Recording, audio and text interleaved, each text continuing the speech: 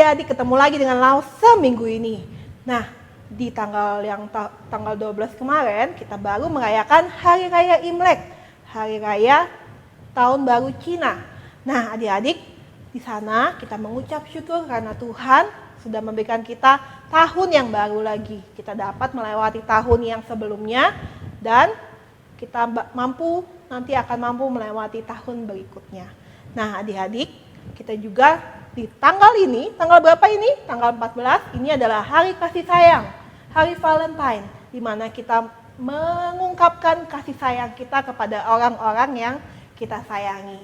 Nah, oleh karena itu, kita juga mengucapkan terima kasih kepada Tuhan, karena Tuhan sudah bersama-sama dengan kita dimanapun kita berada, kapanpun kita berada, Dia ada bersama dengan kita. Karena Dia adalah Tuhan dan Juru Selamat kita.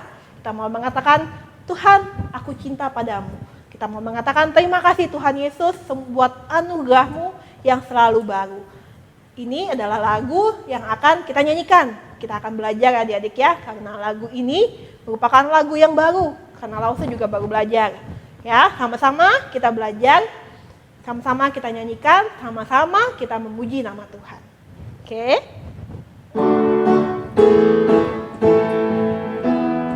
Terima kasih Tuhan Yesusku buat anugerah yang selalu baru. Terima kasih untuk kebaikan. Terima kasih. Terima kasih Tuhan Yesusku buat anugerah yang selalu baru. Terima kasih untuk kebaikan. Kasih setiamu, kasih setiamu dalam hidupku tak pernah habis sepanjang waktu. Kau angkat aku jadi anakmu, betapa senangnya hatiku. Aku bersuka di hadapanmu, naikkan pujian syukur bagimu. Oh Tuhan Yesus, Juru Selamatku, ku cinta padamu. Saya adik-adik ya, kita nyanyikan lagu ini sekali lagi. Terima kasih Tuhan Yesusku buat anugerah-Mu yang selalu baru. Terima kasih untuk kebaikan-Mu. Terima kasih. Terima kasih Tuhan Yesusku buat anugerah-Mu yang selalu baru. Terima kasih untuk kebaikan-Mu. Kasih setiamu, kasih setiamu dalam hidupku tak pernah habis sepanjang waktu. Kau angkat aku jadi anakmu, betapa senangnya hatiku. Aku bersuka di hadapanmu, naikkan pujian syukur bagimu. Oh Tuhan Yesus, Juru Selamatku, ku cinta padamu. Kasih setiamu, kasih setiamu dalam hidupku tak pernah habis sepanjang waktu. Kau angkat aku jadi anakmu, betapa senangnya hatiku. Aku bersuka di hadapanmu, naikkan pujian syukur bagimu. Oh Tuhan Yesus, Juru Selamatku, ku cinta padamu. Lagi, ku cinta padamu. Lagi, ku cinta padamu. Mari kita berdoa. Tuhan Yesus, terima kasih karena hari ini bertepatan dengan hari kasih sayang. Kami tahu bahwa Tuhan sangat menyayangi kami dan kami sangat berterima kasih untuk kasih Tuhan di dalam hidup kami ini. Terutama sepanjang tahun yang sudah kami lalui dan juga hari-hari yang akan datang yang akan kami lalui juga. Kami yakin dan percaya bahwa Tuhan ada bersama-sama dengan kami. dimanapun kami berada, kapanpun kami bersama dengan Tuhan. Terima kasih Tuhan Yesus, kami mau serahkan sekolah minggu kami pada hari ini hanya di dalam nama Tuhan Yesus, Juru Selamat kami yang hidup. Amin. Nah adik-adik, hari ini adalah hari kasih sayang. Mari kita mengungkapkan kasih kita kepada Tuhan dan juga kepada sesama kita. Mari kita nyanyikan KASIH. Tahu ya? Nanti setelah itu kita mau nyanyikan di medley, disambung dengan lagu Ku Kasihi Kau dengan Kasih Tuhan. Bisa? Ya? Kita nyanyikan bersama-sama.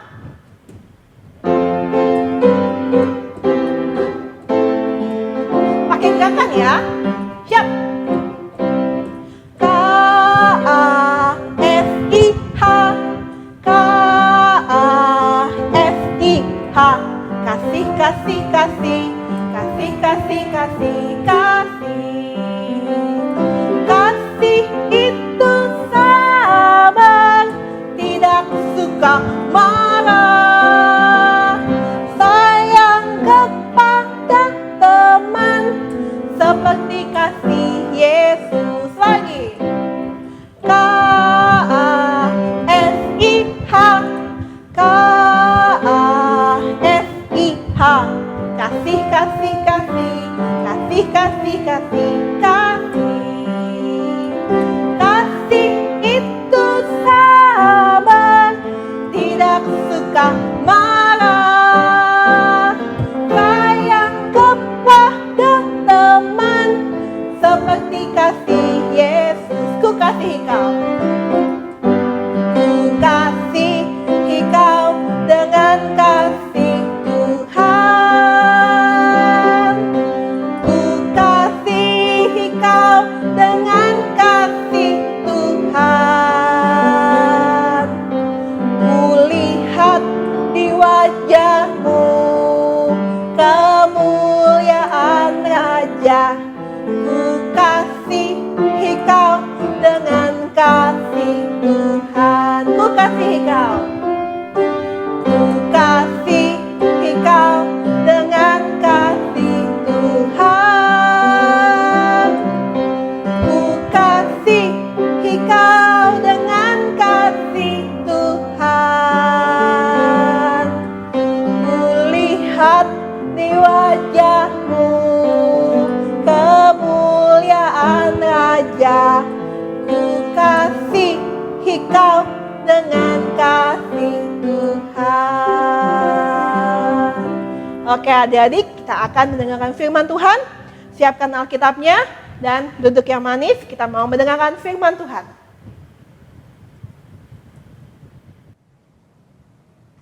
Halo adik-adik, jumpa lagi. Kongsi-kongsi untuk semua yang merayakan Tahun Baru Imlek. Tahun Baru Imlek sekali ini sangat berbeda. Keluarga besar tidak bisa saling berkunjung, tidak bisa makan bersama sambil tertawa-tawa dan bercerita-cerita. Tetapi kita masih bisa bersyukur. Karena kalau minggu ini adalah Tahun Baru Imlek, itu artinya tahun yang lama sudah berlalu. 1 tahun sudah berlalu, tetapi kasih sayang Allah kepada kita tidak pernah berlalu. Allah sangat menyayangi kita. Karena Dia sayang kepada kita, Dia memberikan firman-Nya kepada kita. Seperti yang kita mau pelajari hari ini. Nah sebelumnya Lause mau bercerita tentang satu anak yang bernama Tomo.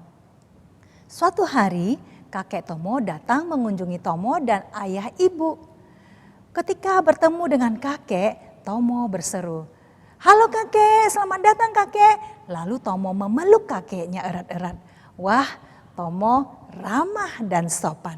Adik-adik harus ramah dan sopan seperti itu. Nah, kakek sangat senang. Dia memeluk Tomo dengan gembira. Lalu kakek menyodorkan sebuah bungkusan.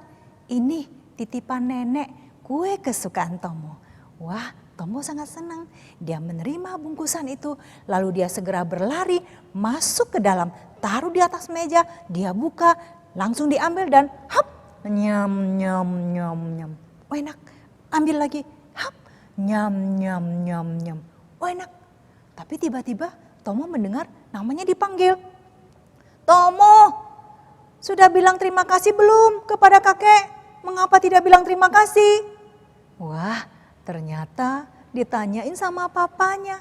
Lalu Tomo berkata, aduh lupa, terima kasih kakek, terima kasih.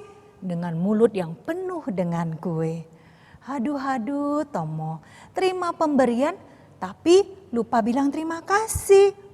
Sampai-sampai harus ditanyain oleh ayahnya. Adik-adik, apakah pernah seperti Tomo? Terima pemberian tapi lupa bilang terima kasih. Nah adik-adik, kita harus selalu ingat ketika kita menerima pemberian orang, entah itu barang atau bantuan, kita harus segera mengucapkan terima kasih sambil menatap orangnya, bukan menatap pemberiannya. Oke? Nah, Tuhan Yesus pernah loh mengucapkan kata atau pertanyaan seperti yang dikatakan oleh ayahnya Tomo. Karena ada orang yang sudah disembuhkan tetapi lupa bilang terima kasih. Lalu bacakan ya apa perkataan Tuhan Yesus di dalam kisah itu. Oke? Kita lihat Lukas pasal 17. Lukas pasal 17 ayat 17 sampai 18. Lalu Yesus berkata, bukankah ke-10 orang tadi semuanya telah menjadi tahir? Di manakah yang 9 orang itu? Tidak adakah di antara mereka yang kembali untuk memuliakan Allah selain daripada orang asing ini? Begitu kata Tuhan Yesus yang dicatat oleh Lukas. Adik-adik, sekarang kita berdoa terlebih dahulu. Mari kita berdoa. Allah yang baik, terima kasih karena Engkau mengasihi kami. Engkau membawa kami sampai saat ini dan kami, Tuhan, Engkau pelihara. Tuhan juga memberikan kepada kami firman. Itulah yang akan kami pelajari saat ini. Tolonglah kami mengerti dan tolonglah kami untuk menghidupi. Terima kasih Tuhan, demi nama Yesus kami berdoa, amin. Nah adik-adik, tahu nggak yang disebut dengan sakit kusta? Sakit kusta itu terlihat di kulit, ada bercak-bercak putih dan sangat jelas, jadi tidak bisa disembunyikan. Pada masa dulu, orang yang kena sakit kusta itu dilihat sebagai kutukan dari Allah. Di dalam Alkitab ada beberapa kali dicatat bahwa Allah menghukum orang dengan sakit kusta karena mereka berdosa. Misalnya Miriam, saudara perempuan dari Musa. Dia berbicara buruk tentang Musa dan Allah menghukum dia dengan sakit kusta. Lalu Gehazi, seorang laki-laki yang membantu Nabi Elisa. Karena menginginkan hadiah, dia berbohong kepada Naaman dan dia juga berbohong kepada Nabi Elisa. Allah menghukum dia dengan sakit kusta. Selain itu, Raja Uzia, Allah memberkati dia menjadi raja yang berhasil, tetapi dia menjadi tinggi hati dan melakukan dosa. Dia melakukan hal yang tidak patut di rumah Tuhan dan dia dihukum dengan sakit kusta. Adik-adik, pada masa dulu orang yang sakit kusta harus keluar dari rumahnya. Dia tidak bisa lagi tinggal bersama keluarganya seperti biasanya. Dan dia harus pergi ke tempat yang sepi dan tinggal di sana. Dia tinggal bersama dengan orang yang sakit kusta dan berteman sesama penyakit kusta. Dia tidak bisa lagi dekat-dekat dengan orang sehat atau berteman dengan orang sehat. Dan mereka tidak bisa lagi beribadah, pergi ke rumah Tuhan. Aduh, kasihan loh adik-adik, orang yang sakit kusta hatinya sangat sedih sekali. Suatu kali ada 10 orang kusta yang duduk dan bercakap-cakap. Satu orang di antaranya dia berkata, "Aku rindu keluargaku, tapi tidak boleh pulang. Sedih rasanya." Kemudian ada satu lagi yang berkata, "Aku ingin sekali sembuh. Aku ingin sekali hidup seperti orang sehat lainnya." Dan seorang lagi berkata, "Lupakan saja teman-teman, tidak ada dokter yang bisa menyembuhkan kita." Lalu ada seorang kusta bernama Lepras berkata, Saya dengar ada guru yang sangat hebat. Namanya Yesus. Dia menyembuhkan banyak orang sakit.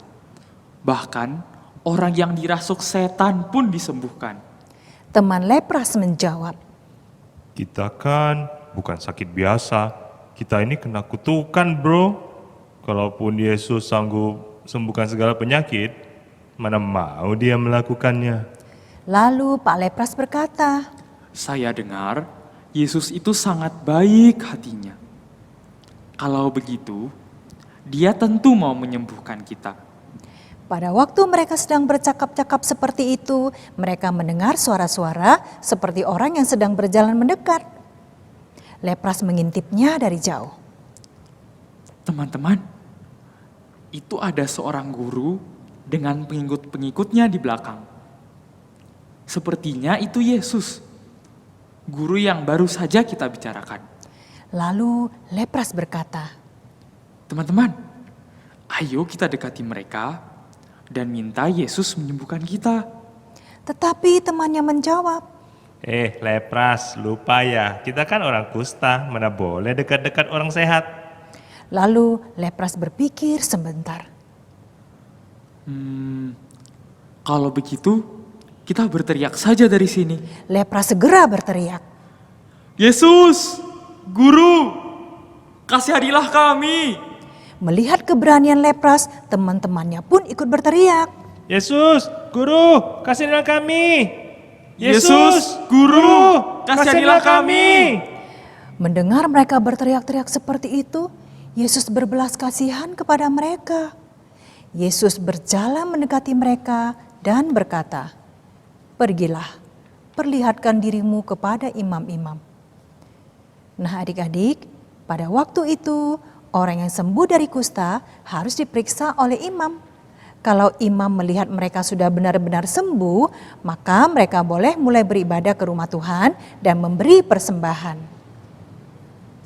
Adik-adik, sebenarnya pada waktu itu 10 orang kusta itu belum sembuh, tetapi mereka taat perintah Tuhan Yesus. Mereka segera berjalan dengan cepat untuk mencari para imam.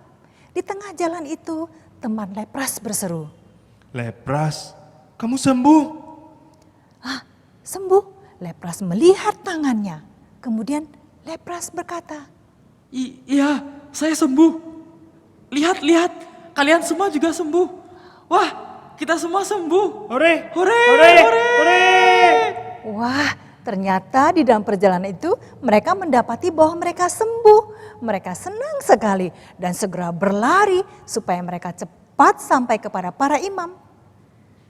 Tetapi Pak Lepras tidak pergi. Lepras tidak ikut berlari. Dia tetap di tempatnya dan memegang kulitnya. Dia merasa sangat takjub karena dia sudah sembuh sempurna. Ini ajaib. Ini ajaib sekali. Terima kasih Allah. Terima kasih. Akhirnya saya sembuh dan bisa pulang ke rumah. Pak Lepras terus bersyukur, terus mengucapkan terima kasih kepada Allah. Lalu Lepras berseru, Yesus, saya harus berterima kasih kepada Yesus yang tadi sudah menyembuhkan saya. Lepras segera berlari mencari Yesus. Ketika tiba di depan Yesus, ia berlutut menyembah dan ia berkata, Terima kasih banyak. Terima kasih telah menyembuhkan saya. wah, Lepras terus mengatakan terima kasih. Yesus senang dengan perbuatan Lepras itu. Lepras ingat untuk berterima kasih. Tetapi Yesus berkata, "Di manakah 9 orang itu? Bukankah semuanya sudah sembuh? Mengapa mereka tidak berterima kasih?" Nah adik-adik, Tuhan tidak mau kita lupa mengucapkan terima kasih. Tuhan senang kalau kita ingat berterima kasih. Apakah adik-adik selalu berterima kasih baik kepada orang lain, apalagi kepada Tuhan setiap hari? Ada? Lupa? Wah, jangan loh adik-adik. Mungkin ada adik-adik yang berkata, Lause, terima kasih apa? Kan bosen di rumah terus, tidak bisa keluar main dengan teman. Atau mungkin adik-adik berkata, Lause, mau terima kasih apa? Aku ini sering sakit, harus ke dokter dan minum obat. Atau mungkin adik-adik berkata, mau terima kasih apa Lause? Tidak ada makanan enak di rumah. Atau mungkin adik-adik berkata, Lause, terima kasih apa? Mainanku tidak sebagus mainan teman-teman. Nah, kalau adik-adik berpikiran seperti itu, sulit sekali untuk berterima kasih. Padahal adik-adik banyak sekali yang bisa kita syukuri dan berterima kasih kepada Tuhan. Misalnya ya, Tuhan kasih matahari, juga hujan. Kalau tidak, kita semua tidak bisa hidup. Tuhan kasih makanan minuman supaya kita bisa ada sampai saat ini. Tuhan kasih kita orang tua, keluarga di rumah. Tuhan kasih kita kesempatan untuk bersekolah. Tuhan kasih kita tubuh yang lengkap, ada mata, hidung, mulut, telinga, juga tangan dan kaki. Tapi kalau ada orang yang tidak punya tangan dan kaki, apakah masih bisa berterima kasih kepada Tuhan ya? Ada seorang laki-laki bernama Nick. Dia lahir tanpa tangan dan kaki. Menurut adik-adik, apakah dia masih bisa berterima kasih kepada Tuhan?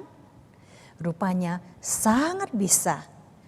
Nick sangat berterima kasih kepada Tuhan karena diberi kaki.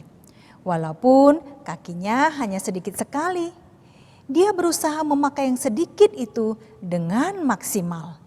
Dia menulis, membaca, mengetik, dan melakukan masih banyak hal lain. Hanya dengan kakinya yang sedikit itu. Nick bukan hanya berterima kasih kepada Tuhan loh. Dia pergi kemana-mana untuk mengajarkan orang supaya tahu berterima kasih kepada Tuhan. Dia mengajak orang-orang untuk berterima kasih kepada Tuhan atas apa yang ada yang Tuhan sudah beri dan bukan mengeluh kepada Tuhan atas apa yang tidak ada. Adik-adik lihat Nick, Tuhan sangat senang kepada orang-orang seperti Nick yang tahu berterima kasih kepada Tuhan. Kita mempunyai satu hal yang membuat kita bisa selalu bersyukur dan berterima kasih kepada Tuhan. Tuhan sudah memberikan satu hal ini. Adik-adik tahu apa itu? Tuhan Yesus. Tuhan Yesus sudah mati menebus dosa kita. Itu adalah hal terbesar dan terbaik yang Tuhan sudah berikan kepada kita. Kita adalah orang berdosa yang patut dihukum selama-lamanya. Tuhan Yesus sama sekali tidak berdosa, tetapi Dia rela dihukum berat dengan mati di salib agar orang yang percaya kepadanya tidak perlu dihukum lagi, tetapi diterima untuk masuk ke surga dan hidup selamanya bersama dengan Allah. Itu saja sudah cukup untuk berterima kasih setiap hari kepada Tuhan. Jadi adik-adik ingat ya, apa hal terbesar yang Tuhan sudah berikan kepada kita? Tuhan Yesus. Tuhan Yesus menebus kita supaya kita bisa hidup selama-lamanya bersama dengan Allah di tempat yang indah dan aman. Jadi adik-adik harus berterima kasih kepada Tuhan setiap hari. Apalagi ditambah dengan kebaikan-kebaikan lain yang Tuhan berikan kepada kita. Ada keluarga, ada orang tua, ada rumah tempat kita berlindung, ada tempat tidur untuk kita beristirahat, ada baju, ada makanan dan minuman, ada matahari, hujan, ada buah-buahan, ada sayur-sayuran. Sebenarnya masih ada banyak hal lainnya yang bisa kita jadikan alasan untuk berterima kasih kepada Tuhan kita. Adik-adik ingat ya. Nah sekarang kita mau menghafal satu ayat yang mudah dihafal. Mazmur 118 ayat 1. Mazmur 118 ayat 1. Bersyukurlah kepada Tuhan sebab Ia baik. Bersyukurlah kepada Tuhan sebab Ia baik. Jadi adik-adik harus bersyukur dari dalam hati diucapkan keluar kepada Tuhan karena Dia baik. Dia selamatkan kita untuk hidup selama-lamanya bersama dengan Dia. Oke adik-adik, sekarang mari kita berdoa ya. Allah yang baik, terima kasih karena segala kebaikan-Mu. Dan kebaikan-Mu yang terbesar dan terindah adalah memberikan Tuhan Yesus kepada kami, menebus kami sehingga kami bisa hidup selama-lamanya bersama dengan Allah dan tidak lagi dihukum secara kekal. Dan biarlah kami tahu mengucap syukur kepada Tuhan setiap hari. Apalagi Tuhan memberikan kepada kami banyak kebaikan yang lainnya. Sampai kami bisa hidup sampai saat ini. Terima kasih Tuhan. Demi nama Yesus kami berdoa. Amin. Adik-adik, ingat ya, kita mengucap syukur, mengucap terima kasih kepada Tuhan selalu. Karena Tuhan baik.